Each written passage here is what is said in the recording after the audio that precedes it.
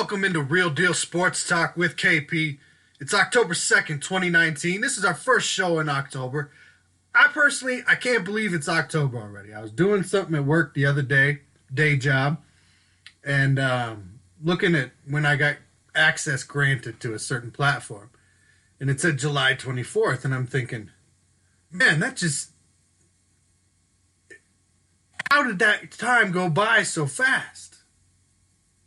It was unbelievable that happened at the end of July and it's October already.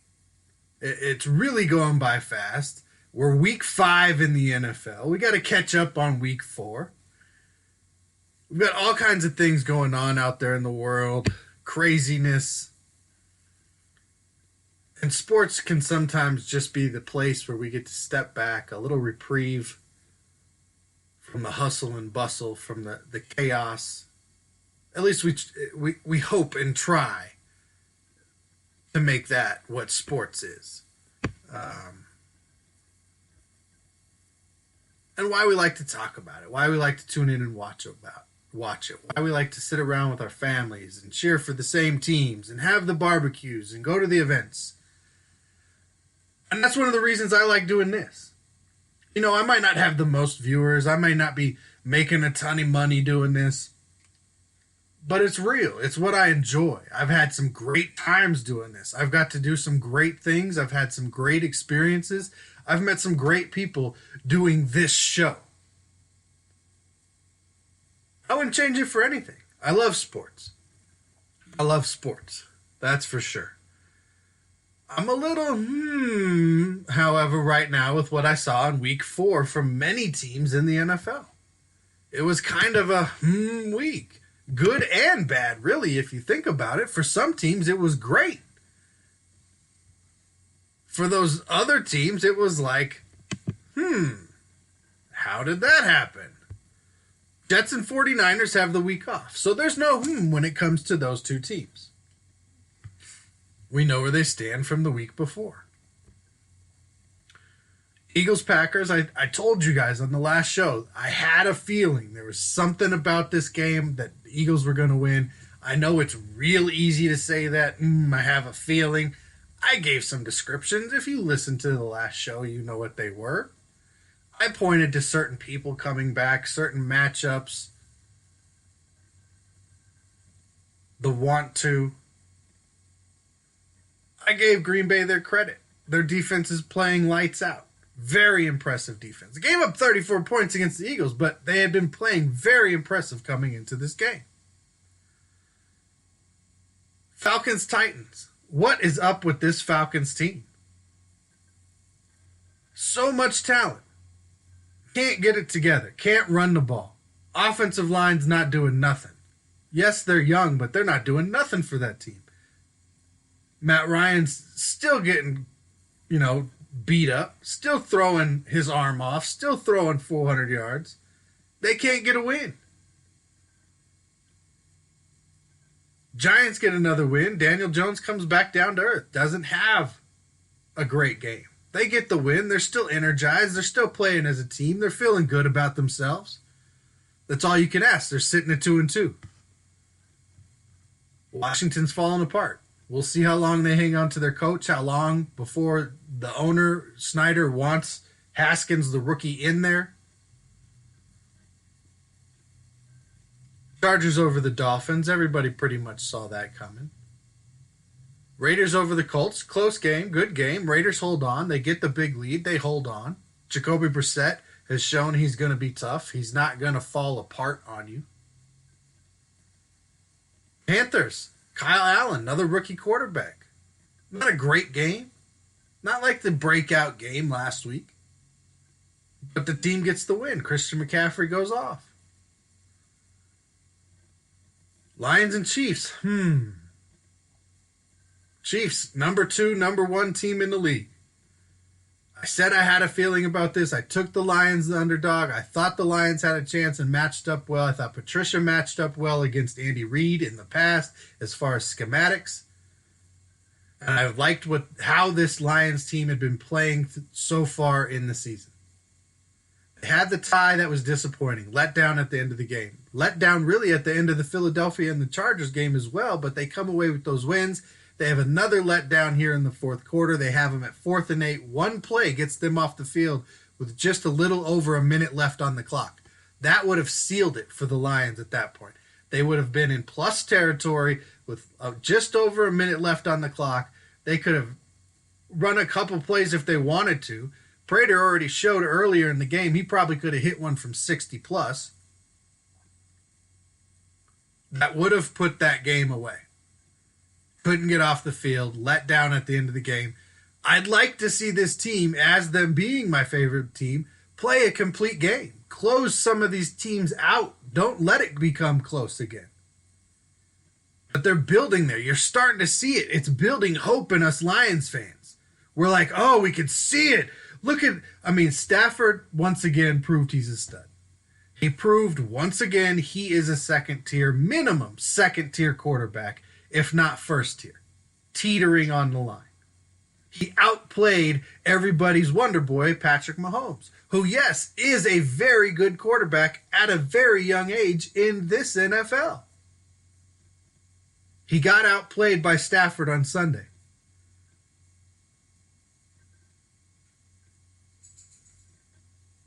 Lions have the week off, come back against Green Bay. Browns move into first place, same record as the Ravens, but move into first place in the North with the 40-25 dismantling of that Ravens team. Patriots sneak by the Bills at 16-10. The Bills have always played them tough. Face it, they've always played them tough. Tom Brady looked mortal again. He throws the bad interception to Micah Hyde down around the goal line. But the Patriots stay undefeated. Buccaneers, Rams, 55-40. Goff goes for what? About 500 yards. And you don't get the win? Against the Buccaneers? You let the Buccaneers set a franchise mark for points in a game with 55.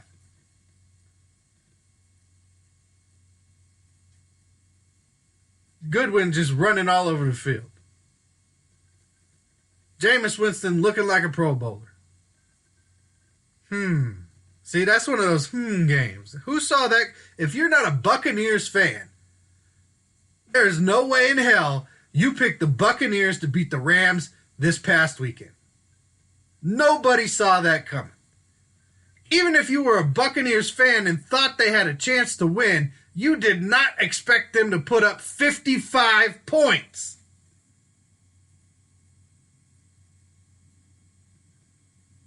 Aaron Donald is having a comeback year. He's coming back off the stratosphere. He's still a stud. Still the best defensive player in football. Arguably the best player in football. But he's dealing with a back. He's dealing with the clout. He's dealing with the fame, the attention. Now, instead of most of the time seeing double and triple teams, it's all the time. Seahawks get past the Cardinals 27-10.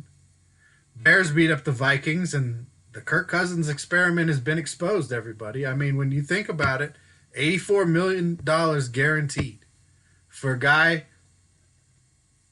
who is a middle-of-the-road starter in the NFL. Middle of the pack to bottom third, somewhere in there. And he reset the market basically with that deal with the guaranteed money that was included. So now the guaranteed money for everybody moving forward had to beat his guaranteed money. Another example of teams just overshooting. Is Kirk Cousins a good quarterback? Yes. Is he one of the top quarterbacks? No. And the Vikings are now seeing that. They wanted to believe that it was just Washington. It was just the system, just the talent he had around him. Yeah, that was part of it for sure, but it wasn't the whole story. Can they get it together? Yes. The Vikings are a talented enough team, and Kirk Cousins is a good enough quarterback that they can get it together. But now we hear rumors today. We hear whispers. Maybe Stephon Diggs might be getting traded. Maybe New England. The little whispers are out there. Jaguars beating the Broncos Broncos couldn't close out. Some people say if the Broncos could close out the games, they'd be 2-2. That could be true. They messed up against the Bears, had that game pretty much won, scoring late, and then gave up the entire field and a late, long field goal to lose. But it goes to show, sometimes it is a matter of a couple plays. Yes, you can go back and say we did this different, if we did that different, if this would have been called, if that would have been called. But that's the NFL. I mean, really, sometimes they're really bad. You have a legitimate gripe that it was just that bad of a call. But no one call and no one play, as we've discussed before, unless it's a tie game with time running out and you score and they go against it, did it ever cost you a game? And even then, there's other things you probably could have done in that game to not be tied with time expiring trying to win it at that point. As horrendous as many calls have been, and trust me, I'm a Lions fan, we've had plenty of them. Look at Hitchens. He gets away with another one for Kansas City after getting away with it several years ago while he was in Dallas. So I get it, I do. But it's never the end-all, be-all. There's always another part of that story. And the Jaguars, they came out with a rookie quarterback who's got nothing to lose. He's playing fun. He's playing fast. He's, moving around in the pocket, not doing more than he needs to. And the Broncos give up another 200-yard rusher. Not 200 yards rushing, but another 200-yard rusher in the last two seasons. 2 last year, and now that's the first one this year. They're being called soft. They've now lost 8 straight games. Denver fans, Denver radio doesn't know what to make of themselves. Listening to the transition of them being at the highest highs and going to Super Bowls with Peyton Manning to where they are now, these people got to be talked off the ledge, y'all. Like, they're struggling. And the Saints, wow, that's not even a The Cowboys is a How did this Cowboys team come out and only score 10 points against the Saints, who haven't been doing it on defense, really? They've been getting by, but they haven't been balling like they can. No Drew Brees. Saints don't score an offensive touchdown in this game. And the Cowboys managed one. Who wanted it more? Who thought they were going to win and who came to win? The Cowboys thought, we're going to win this one. And the Saints thought, we're coming to win this one. You're not going to beat us. We don't care if Drew's hurt. We're going to hold it down till Drew gets back. And you can put me in that group. I thought they were definitely going to start losing some games, this one included. This team got some heart. They're playing as a team. They've got good coaching, good play call sequencing. It was impressive. 4 field goals does it. And then the Steelers beat up on the Bengals. I really don't know who's playing worse football right now, the Bengals or the Dolphins. I mean, the Broncos are 0-4. There's some teams that are struggling. It's a bad look. You hope this week they can turn it around. I heard today the Broncos have never lost 5 games in a row to start the season. They've lost 4 twice, but they've never once lost 5 straight games to start a season. They've got the Chargers this week. They very well could have the worst start in the history of their franchise this season, when the talk just a couple months ago was, oh, we got Joe Flacco. He's so much better than Case Keenum. We're going to be better on offense. Vic Fangio's going to turn our defense into what the Chicago Bears was. Now, the Bears got a better defensive line. Their nose tackle, their defensive ends are better than Denver's. But the combination of Bradley Chubb and Von Miller should have been as good as Khalil Mack and Leonard Floyd. Chris Harris should have been as good as Kyle Fuller. Bryce Callahan didn't see the field. He wasn't that great in Chicago. These safeties should be as good as Eddie Jackson in Chicago. In this system. In his system. I don't see what I saw play calling wise, design wise, ability wise taking place on the Broncos right now. I still see some bad personnel moves. I see a lack of depth. I see a linebacker core that can't run. You're not getting any interior pass rush. Shelby Harris should be a rotational player, and he's forced into basically a starting role, getting too many snaps. So he's become less effective. Derek Wolf's playing injured again, so he's only so effective. Adam Gotsis is not pulling his weight. So this is a team that's struggling. Teams that aren't struggling, they're in the Major League Baseball playoffs right now. These are some teams that made it. They got to what they needed to do. Now, last night, we know there was a blunder. It did not go the way the Brewers intended it to go. They had the big error in the 8th inning that allowed Washington to pull ahead.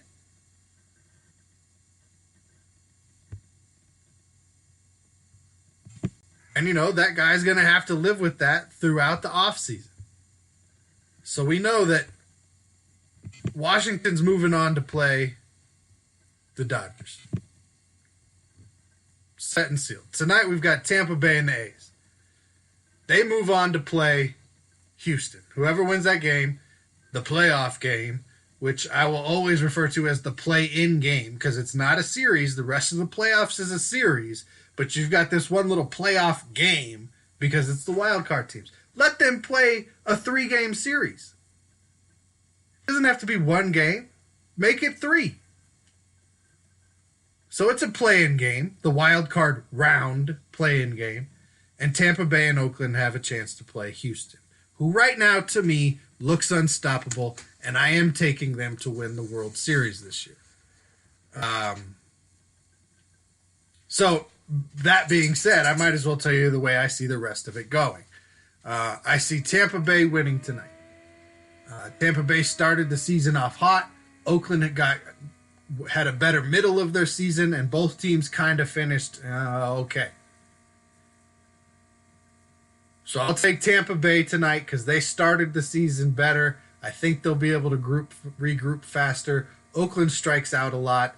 They don't have the highest batting average on their team. They can hit the long ball.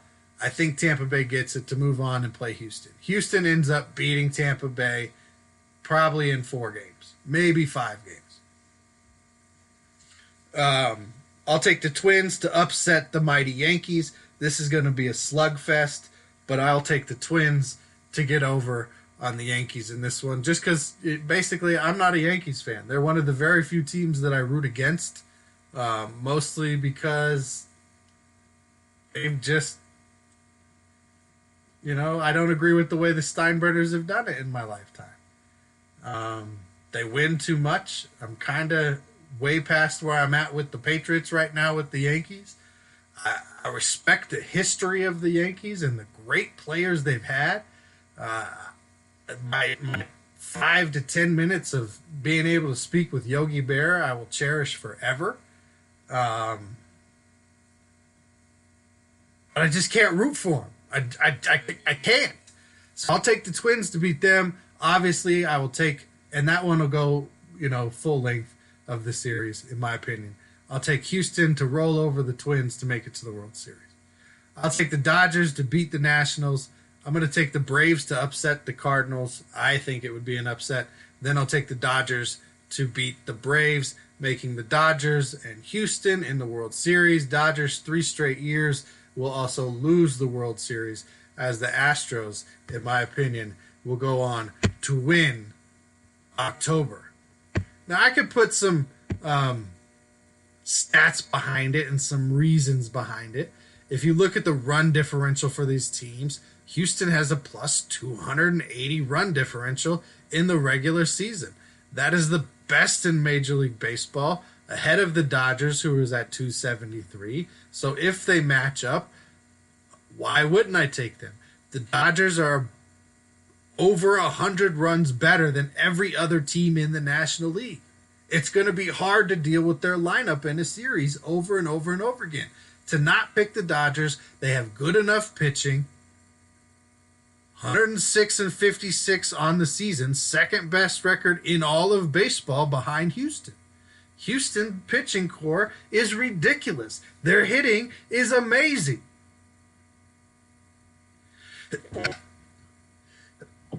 These are two teams that, if they don't get in their own way, look destined to face each other in the World Series.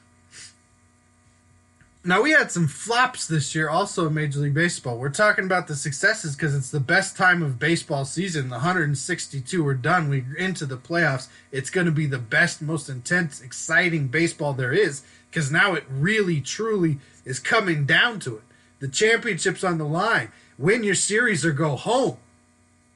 I love this time of baseball. I will be tuning in. I will be watching. I will be paying attention more. Like I've said on the show before, this is the least amount of attention I've paid it to baseball during the regular season that I can remember. But it's playoff time. It's time to pay attention. Colorado Rockies should be there. You look at their roster, they should be there. They are one of the biggest flops for me on the season. Nobody expected a lot from Miami, so that's not a big deal. Pittsburgh, nobody really expected a lot there. They fire their manager, Clint Hurdle, though. Bruce Bochy retires. The Padres, they were a popular pick. What happened to the Padres? They did not reach the heights that some people thought they would reach. But still not as big of a flop as the Rockies, who did finish one game better than the Padres.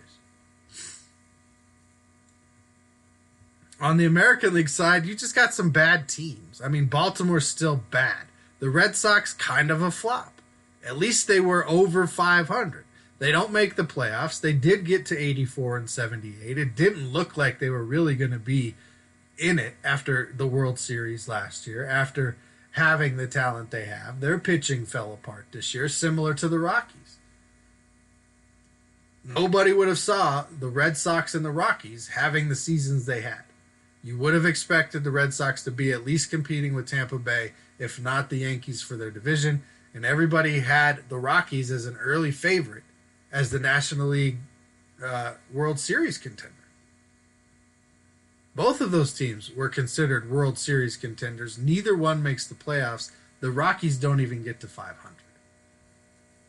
So congratulations to those teams that did make it. We are watching. We are excited. It's October. Well, not Rocktober because the Rockies aren't in it. But October baseball. It's the end. Let's get it done. Let's win these series. Pop them bottles. Have way too many celebrations on the way and get that trophy with all the flags at the end. There's two guys I know that are probably going to be wearing gold jackets at the end in the NFL.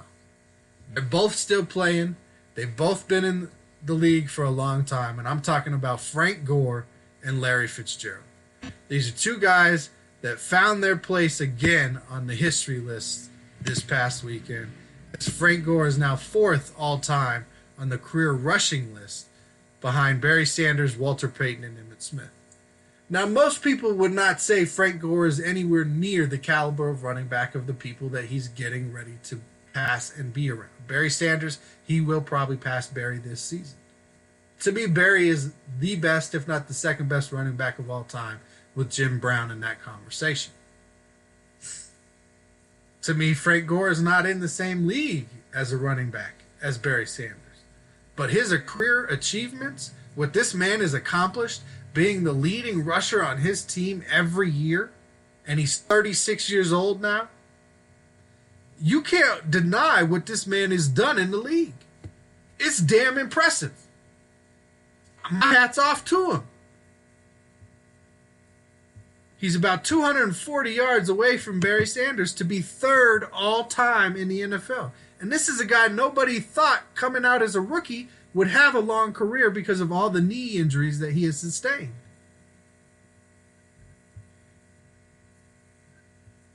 Career started in 2005. San Francisco for years, Indianapolis for 3 years, Miami for a year, Buffalo for this year. Model of consistency. His low year currently in the NFL was his rookie year with only 608 yards. High 1695 his second year in the league. Tore it up.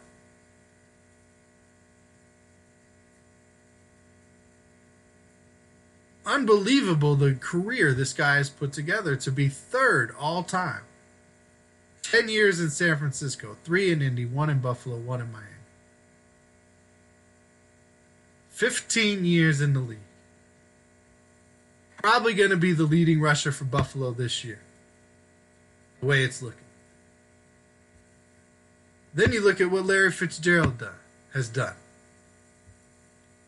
He is now second all-time in receptions. If he plays another 2 or 3, maybe 4 seasons, depending on how many receptions he gets this year, he has the possibility of flirting with and or passing Jerry Rice's mark. Because he's 223 away. Let's say he gets another 40 catches this year. And that puts him 180 away. Another 3 seasons at 60 a pop.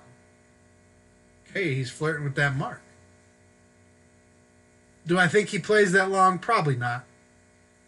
If he leaves Arizona this year, he probably retires. I could see him going to New England and playing with a guy like Tom Brady, or maybe trying to get on with an Aaron Rodgers, or Drew Brees is still playing, getting on with the Saints, or, trying to get a ring. I could see him wanting that. I could see him working it out with the Cardinals, and the Cardinals going, hey, Larry, we're still a couple years away with this young team we're building. We want to get you, in a good situation if you want to be there. I'd like to see that happen. His career started in 2004, though, a year before Frank Gore. So, he's getting there with his career. He's getting there. I mean, the whole career with Arizona. Minnesota kid, whole career with Arizona. Career high 109 catches in 2017 and 2015. Has had over 100 catches 4 or 5 times in his career.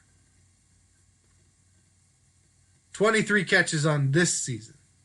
So if he gets another 40 to get to 63, he'll still beat his career low of 58. So if he does that 3 more years, you could see that happening with this type of guy. He's a possession guy. He's a big body. He knows how to manipulate the defender. He's got great hands, unbelievable hands, experience and knowledge.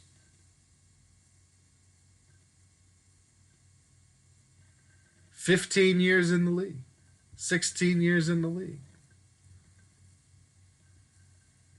Jerry played,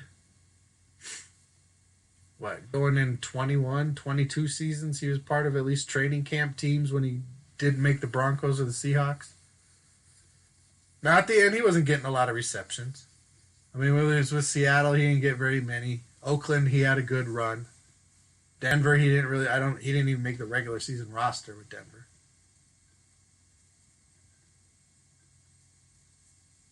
So it would be something for, Larry'd have to play 19, 20 seasons, still getting about 50, 60 catches a year, minimum, to get there. That's why Jerry's considered the greatest. Larry's only gotten a chance to be to 1 Super Bowl, which is too bad.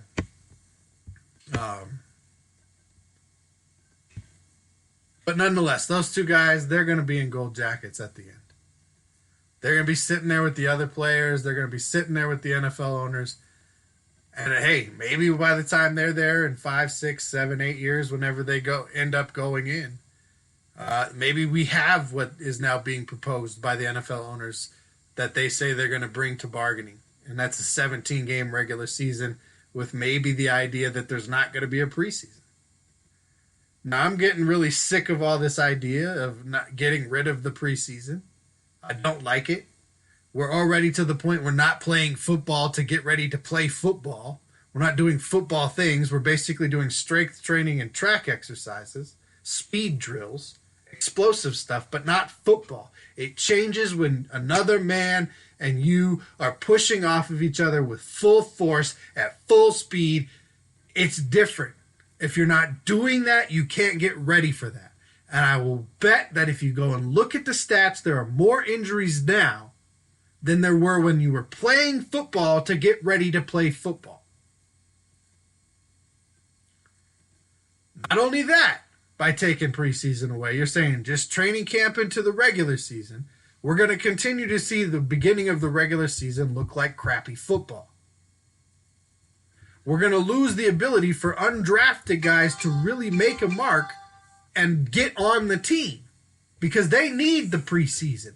They need those game reps because you don't get to play football to play football.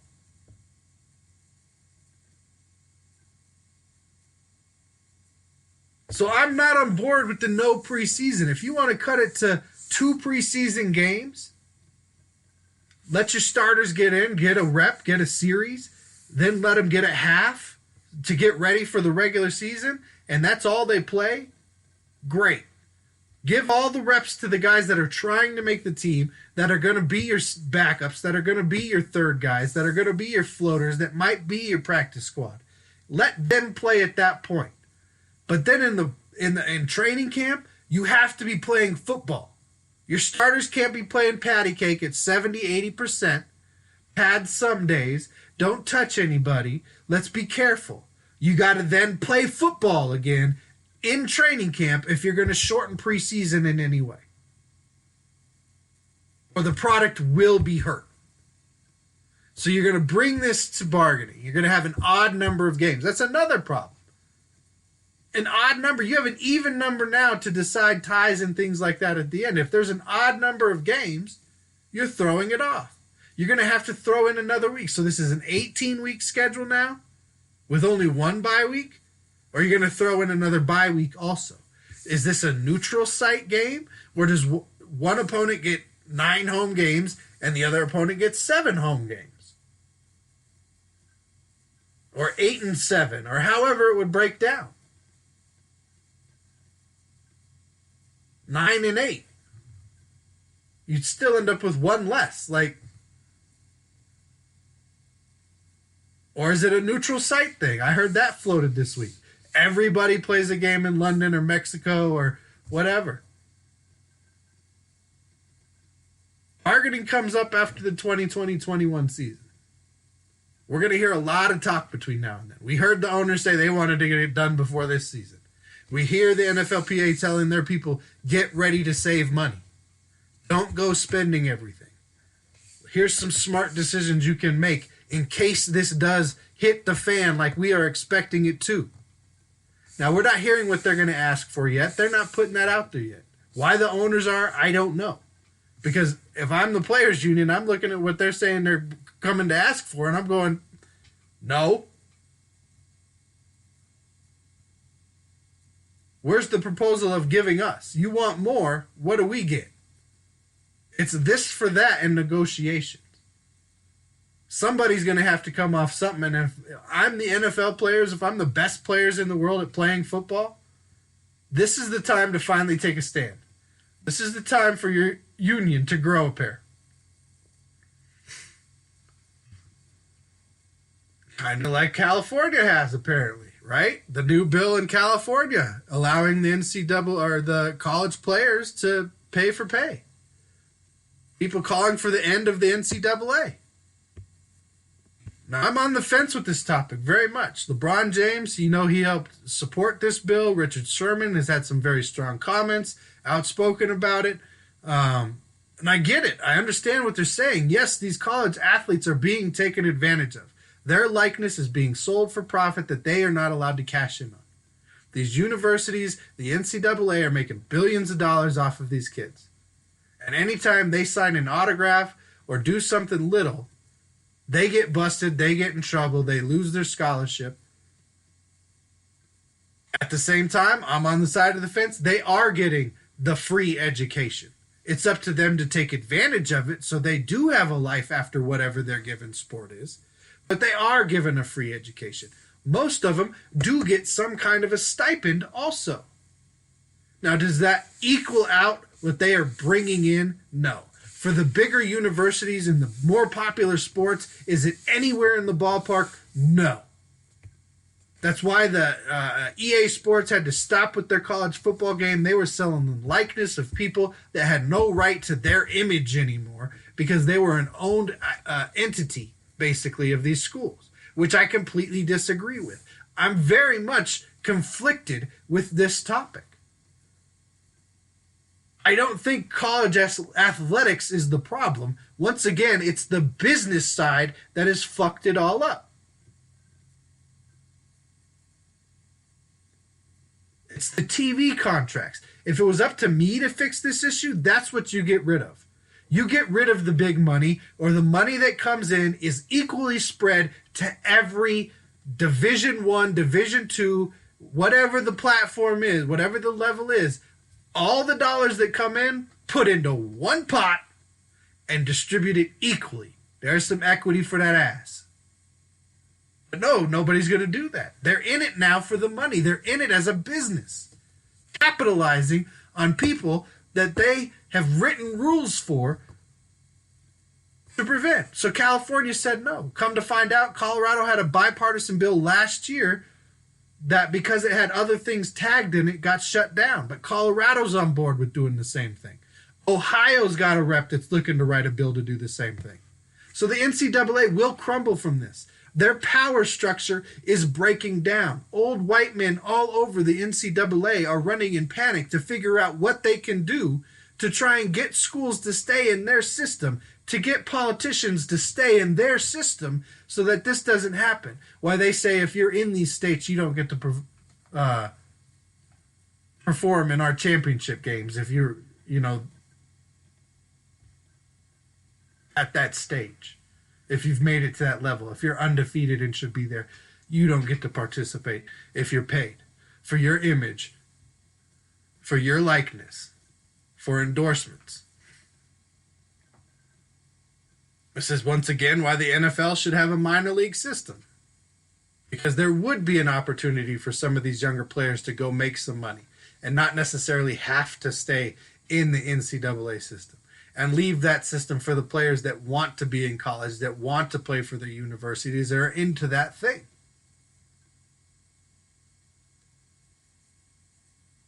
Developmental league, there's no problem with it. In fact, if all of them had developmental leagues, you'd see probably a lot less corruption at the college level, especially in college football.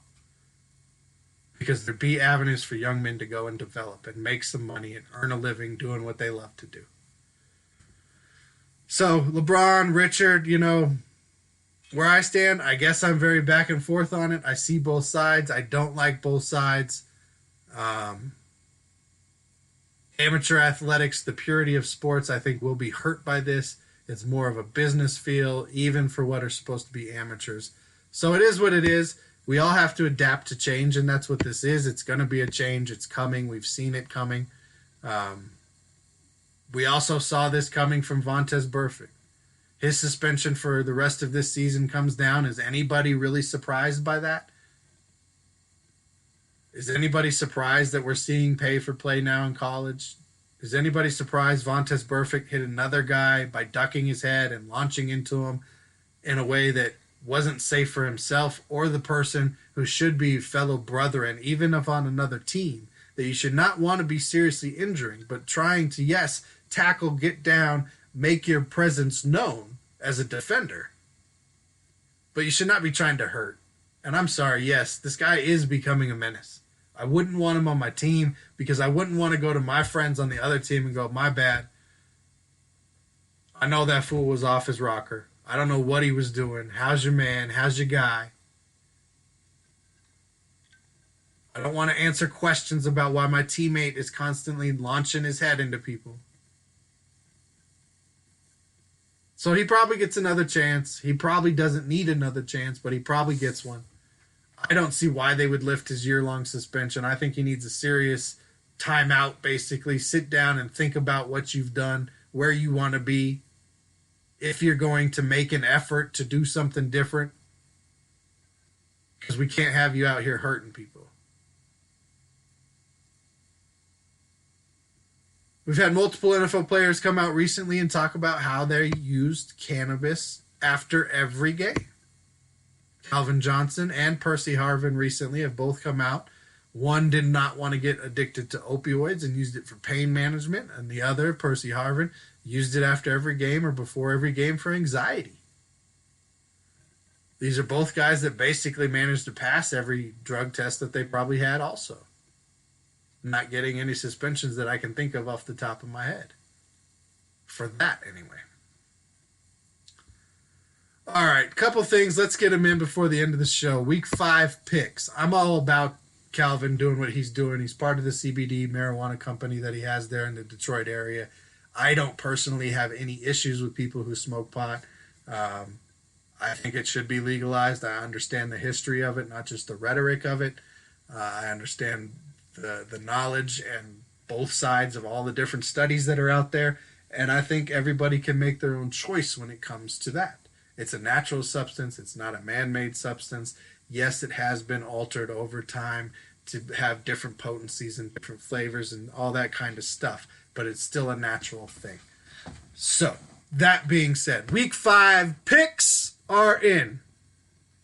I'll take Seattle over the Rams, Carolina over Jacksonville, Arizona to beat Cincinnati. I got Houston over Atlanta, New Orleans to beat Tampa Bay. Minnesota will beat the Giants this week. Chicago over Oakland and London. Philadelphia over the Jets. Baltimore over Pittsburgh. Tennessee will beat Buffalo. New England over Washington. The Chargers will beat the Broncos to go 0-5 for Denver. Dallas will beat Green Bay with the running game this week. Cleveland's going to beat San Francisco to hand them their first loss. And Kansas City on Sunday night will beat Indianapolis. It'll be closer than anybody thinks. I got it 31-14. Why I love sports, number 8. Blues give superfan Layla Anderson her own championship ring.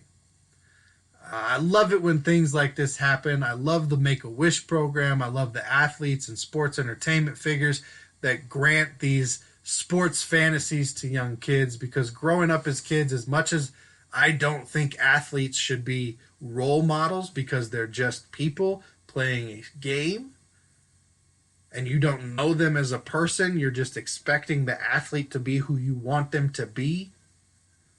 I do think when things like that happen, when Make-A-Wish things happen, when the athletes are giving back, it's an amazing thing. And if you don't remember 11-year-old Layla Anderson's story, she has an incredibly rare immunodeficiency disease. And due to this disease, HLH,